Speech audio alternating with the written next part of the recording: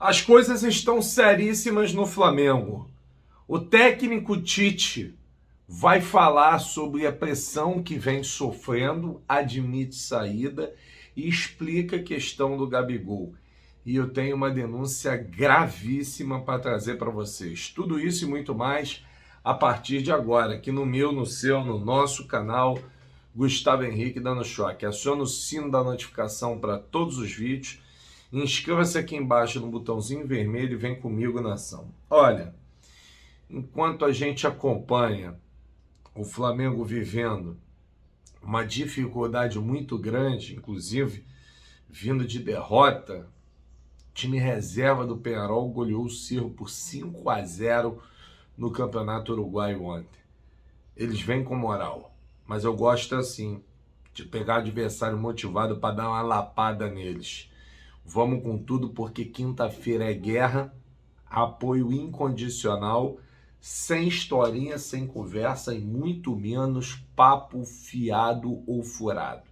Então vamos, nação rubro-negra, é o nosso momento, é momento de chegar com muita alegria, é momento da gente chegar com muita garra, é momento da gente chegar com muita determinação e partir para cima. Olha, denúncia para mim gravíssima, que tem que ser fortemente apurada e o Grêmio merece punição. Gestos preconceituosos, racistas para o Carlinhos, atacante do Flamengo, na saída de campo após expulsão no jogo de ontem. Isso não cabe mais no futebol. Nenhum tipo de injúria, discriminação racial. Isso é um absurdo. Eu sou frontalmente contra. É uma vergonha. Nós não podemos compactuar com uma situação dessa em nenhum momento, de nenhum jeito, de nenhuma forma. Então eu repudio de forma constante qualquer tipo de preconceito. Acho um absurdo, acho que não vale, acho que as pessoas precisam ser responsabilizadas, porque isso é um verdadeiro absurdo para mim. Não consigo enxergar de forma nenhuma. E o Carlinhos saiu de campo de cabeça quente, com razão. Essa expulsão dele não aconteceu. Ele tira a mão do jogador do Grêmio. Não acontece nenhum tipo de situação irregular. O árbitro viajou na maionese forte de expulsar o jogador do Flamengo. Vamos acompanhar o técnico Tite, inicialmente ele respondendo sobre a pressão que sofre no cargo nesse momento como técnico. A primeira parte da pergunta da pressão. A pressão foi no Guarani de Garibaldi, no Veranópolis, no Caxias, no Juventude, no Ipiranga de Erechim, no Grêmio, no Inter. Ela vai ser sempre assim. É a atividade profissional que ela seja dessa forma. Muito tranquila. Especulações, ela é de vocês, não de minha parte, porque eu tenho muito orgulho de estar técnico do Flamengo. Tite, boa noite. Bom, muito no próximo jogo, né? Poupou seus principais jogadores. Que análise você faz de hoje, dessa partida aqui, embora o Flamengo não tenha feito uma partida, né? Dominou até boa parte do jogo. Mas acho que você acha, na sua avaliação, que os garotos, de repente, sentiram um pouco a pressão, sentiram um pouco o jogo e o Flamengo acaba derrotado aqui? E de que forma esse resultado pode influenciar no jogo da quinta-feira da Libertadores? A melhor forma de nós obtermos êxito nessa sequência de jogos de quinta, domingo e quinta, não tinha condições, os outros atletas não iam ter condições de desempenho. Do jogo de hoje, vou ser curto e grosso. O Flamengo jogou, o Grêmio ganhou.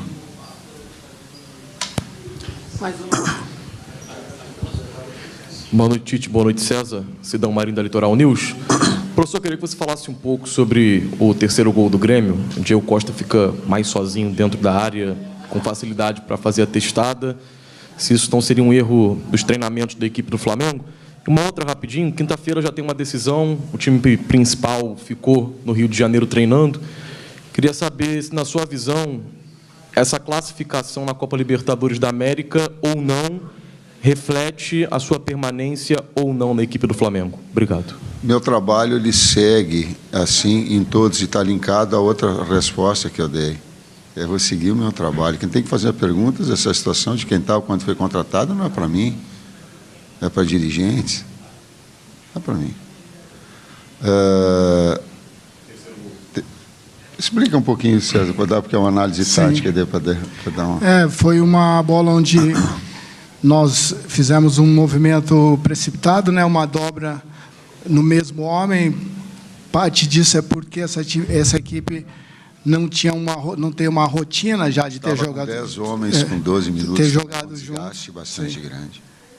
E, sim, isso é subproduto do que havia acontecido, né? No segundo gol, a gente, além do gol, logo depois a gente perde o Carlinhos, né? Por um lance que, para mim também, teve uma falta no Alan, que, com mesmo esse conceito que ele usou para a expulsão do Carlinhos, não foi usado nessa falta do Alan. Enfim, mas do Wesley, aliás, mas foi assim, por falta de rotinada, a equipe não está rotinada nessa, e além disso, com um homem a menos, a gente acabou deixando esse setor, o funil, né, que é o espaço que a gente usa, aberto, e aí sofremos o gol, sofremos o terceiro, mas é um subproduto de tudo que já tinha acontecido. Assim, o número de oportunidades que nós criamos, o número de finalizações no gol que nós tivemos. Por isso que eu falei, a síntese, agora dissecando um pouquinho mais, que eu falei que nós jogamos, o número de oportunidades, o volume que a equipe apresentou, mesmo com 10 homens, o resultado do desempenho não diz o que foi o jogo. Para mim, o resultado não diz. Esse é um lance onde há um desgaste físico, e aí tu tem uma dobra normal de um garoto que vem normal, e a qualidade técnica do adversário. E ali a marcação posicional. A jogada, ela tem a do desgaste físico e da jogada do lado que dá o cruzamento. Só em cima dessa oportunidade que você falou, realmente para a quinta, criar, fazer gol, mas sair perdendo? Só para fechar, efetividade, ela é um fator... Efetividade é um fator determinante. Eu não disse, por exemplo, que o resultado do Grêmio foi injusto. Efetividade, ele é do jogo do futebol. Eu não disse que era injusto, eu disse que nós jogamos. Por quê? Porque foi efetivo. Tite, boa noite, aqui. Você é um treinador reconhecido pelo seu trabalho de recuperar jogadores. No Flamengo, posso listar alguns aqui, não vou me alongar, mas, por exemplo, o Everton Cebolinha, um jogador que, quando você chegou, ainda era contestado, sabíamos o nível dele, mas ainda não tinha conseguido entregar no Flamengo tudo que poderia. Você chegou, deu as oportunidades que eram necessárias e ele se tornou um jogador muito importante para o elenco. Outro exemplo é o Alan, um jogador que você também insistiu algumas vezes. Antes daquela lesão, ele vinha muito bem, depois oscilou, a torcida contestou em alguns momentos, mas você manteve a sua característica de continuar dando essa oportunidade para o jogador, o Alan, e tantos outros aqui que a gente não precisa ficar se alongando. Eu queria entender o que aconteceu, qual foi a diferença, o que acontece para que o Gabriel Barbosa não tenha tido tantas oportunidades assim. Ele foi titular poucas vezes no seu comando. O que aconteceu que você não conseguiu, pelo menos até esse momento, dar tantas oportunidades para que ele pudesse melhorar e reencontrar o bom futebol dele no Flamengo e ser importante para a composição do elenco? Você pode explicar isso de uma forma clara para a gente que não está ali no dia a dia do Ninho, também para os torcedores que ficam questionando? O técnico, ele tem que ter a capacidade, a comissão técnica, de trabalhar o atleta e dar a ele oportunidades de que ele possa melhorar e evoluir. E não cortar a cabeça no primeiro erro, porque nós somos expostos, e é assim. Eu não sei quanto tempo, mas foram muito tempo em que o Gabriel não teve condições físicas ou clínicas em termos de recuperação. Quando eu cheguei, aliás, no Flamengo, ele estava assim, sofrendo, ele teve uma série de problemas físicos. Estou certo? Certo. Quando eu cheguei, ele estava recuperando, vinha, não tinha a participar. Nesse momento se encontra dessa mesma forma. A grosso modo, talvez, os treinamentos e essa condição clínico-física dele, com essas repetidas lesões, talvez tenha sido, o fator mais determinante dessa situação. Porque quando esteve, a oportunidade esteve. Assim como recuperação, aliás, não só do Everton, do Luiz Araújo, era o melhor momento da carreira dele. O Pedro, estava no melhor momento da carreira dele. Cebolinha estava no melhor momento da carreira dele. Eu acho que eu tinha visto o Cebolinha só no Grêmio com um nível tanto quanto na seleção, quando nós somos campeões da Copa América, ele também foi determinante. E agora, no momento ápice, nós tivemos aí uma infelicidade de poder contar com, ou não poder contar com jogadores importantes. Isso também interferiu no conjunto todo. Você respondi? Especificamente, as lesões para mim, ou essa falta de treinamento, de continuidade de tratamento em alta intensidade, em função dessa sequência de situações. Por exemplo, ele estava machucado e entrou no jogo contra o Vasco, ele sentiu no primeiro movimento. Você viu? Então, isso acaba prejudicando essa sequência dele. Ele teve um período também afastado, né, pela dopagem também, né, um momento assim que todos nós contávamos, assim, esperávamos contar com ele, né?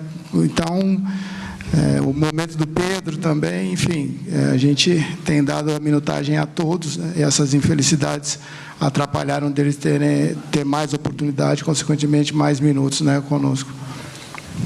Tite, boa noite. Marcos Souza, do Jornal Zero Hora. Queria questionar o senhor citou na sua primeira resposta que a realidade do futebol brasileiro é essa, de pressão constante. Num cenário em que o Flamengo não fracassou em nada ainda no ano, né? Não foi campeão estadual, está vivo em todas as competições que disputa. E eu queria saber do senhor como é que se administra essa questão no dia a dia para que não contamine o trabalho, essa pressão no vestiário, para ainda buscar os objetivos que estão ao alcance. Obrigado. Eu respeito a vocês da imprensa, porque a crítica e o elogio faz parte. Administrar essas situações todas, quando o resultado não vem mesmo com boa performance, é natural, é a atividade profissional de vocês. E eu a respeito e tenho essa consciência. E no Rio Grande do Sul faz assim, enrijece o lombo e deixa bater e segue trabalhando. Mais duas perguntas pelo nosso horário, tá bom? Tite, boa noite.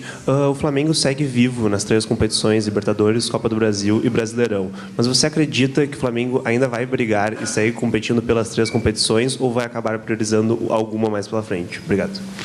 Eu aprendi no Flamengo que o Flamengo tem que disputar tudo. Essa é inquestionável. Inclusive as pressões, elas se dão pela grandeza que tem, natural. E também só sei que aceito for, e foi assim em todos os clubes, se um grande título tiver. Então aí vai ter essa harmonia que teve do Grêmio de 2001, que teve do Internacional 2008 e 2009, e aí uma série de outras equipes que também eu busco agora no Flamengo. Tite, boa noite. Primeiro turno, o Flamengo vinha bem no Campeonato Brasileiro e foi perguntado a você sobre a sua pretensão no campeonato. Você disse que ia fazer uma análise a partir do momento que faltasse 10 rodadas para terminar o campeonato. Chegou a falar que se tivesse no G4, a 10 pontos do líder, daria para chegar. Na semana passada, o seu filho, na coletiva, mudou o discurso. Falou que ia fazer essa análise a partir de faltar 15 rodadas para terminar... 5 rodadas para terminar o campeonato. Eu queria saber, assim, qual é a decisão da comissão técnica, porque a partir da próxima rodada vão ser as últimas 10. Se é a partir da próxima rodada que vocês vão analisar qual é a pretensão do Flamengo ou a partir de quando faltar 5 rodadas para terminar. Como um planejamento, tudo na vida a gente planeja e redireciona como as necessidades elas acabam acontecendo. Agora a gente vai ser nem de 10 nem de 5, jogo a jogo. Jogo a jogo, para a gente ter essa percepção, porque as coisas vão modificando e a gente tem que ter. Um planejar é assim, e se ajustar, ele faz parte, a gente vai se ajustar jogo a jogo. Eu senti um Tite atordoado, como eu venho sentindo nesses últimos tempos. O Tite está bastante perturbado, dá para perceber que a cobrança dele, em cima dele é tão forte que o treinador está ficando meio pancado da cuca, não está legal o Tite, não. Você percebe pelas respostas. Cara, a verdade é a seguinte, o Flamengo foi chegando nas competições, mas vive um momento complicado, um momento difícil, um momento de falta de confiança. E isso aí que é muito complicado, isso é muito difícil. Isso deixa realmente as coisas de um modo bastante inoperante, bastante complicado. A gente tem que ficar muito atento diante de tudo que está acontecendo. A situação do Tite é difícil, não tem jeito. E eu trago informações e novidades para vocês a qualquer momento. Forte abraço, nação!